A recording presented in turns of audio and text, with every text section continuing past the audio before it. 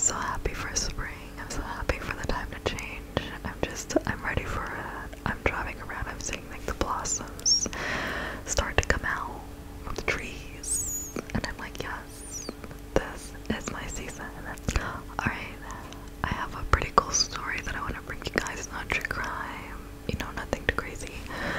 But it's a story out of history about the greatest pirate that ever lived, and she was a woman, which I think is so cool for something that we generally associate with men.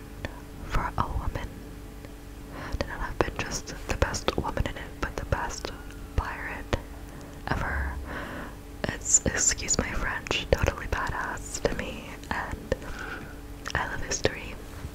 Just something cool to learn. And let's just jump in, right? Okay, so do some fuzzy mic touching. I will read you the story. At the dawn of the 19th century, a former prostitute from a floating brothel in the city of Canton was wed to Cheng.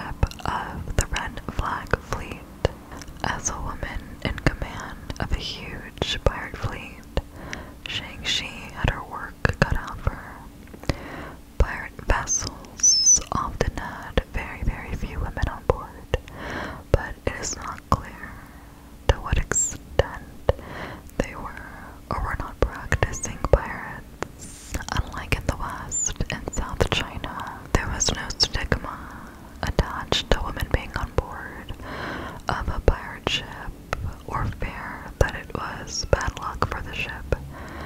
Nevertheless, it wouldn't have been easy for anyone, much less a pirate's widow, to control so many outlaws.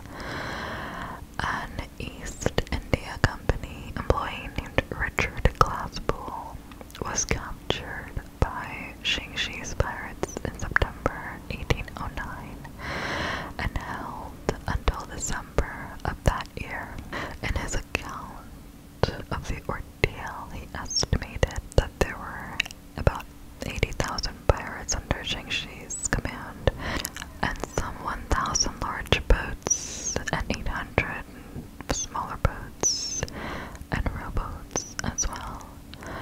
Cheng Shih unified her enormous fleet using a code of laws. The code was pretty strict. Ooh, you ready for this one? Any pirate giving his own orders or disobeying those of a superior was to be beheaded on the spot. The code was particularly unusual in its regards regarding female captives. If a pirate abused or violated a woman, he would be put to death. If the relationship between the two of them was consensual, they would both be put to death. There are further accounts of Cheng Shih's code that state that if a pirate took a captive as a wife, he was required to be faithful to her. Although others say that captains were allowed to have multiple wives, whatever they thought about her, it does seem clear that the pirates respected and obeyed her authority. The Red Flag Fleet under Cheng Shih's rule went undefeated, despite attempts by the Qing Dynasty officials, the Portuguese Navy, and East India Company wishing to vanquish it. After 3 years of notoriety on the high seas, Cheng Shih finally retired in 1810 by accepting an offer of amnesty from the Chinese government. What seems to have led to her surrender seems to have been a conflict between the Black and Red fleets and their leaders, which first led to the surrender of the Black Flag Fleet and then immediately to the Red Flag Fleet. Given the mounting pressures from the outside for their suppression and internal loss of cohesion, she realized that it was time